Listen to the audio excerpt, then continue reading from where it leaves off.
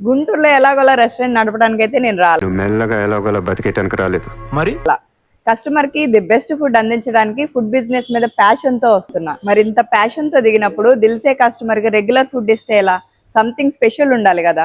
Regular అయి ఉండకూడదు, గుంటూరులో మరెవరూ ఇచ్చి ఉండకూడదు. మరి ముఖ్యంగా మీ హెల్త్ చాలా ఇంపార్టెంట్.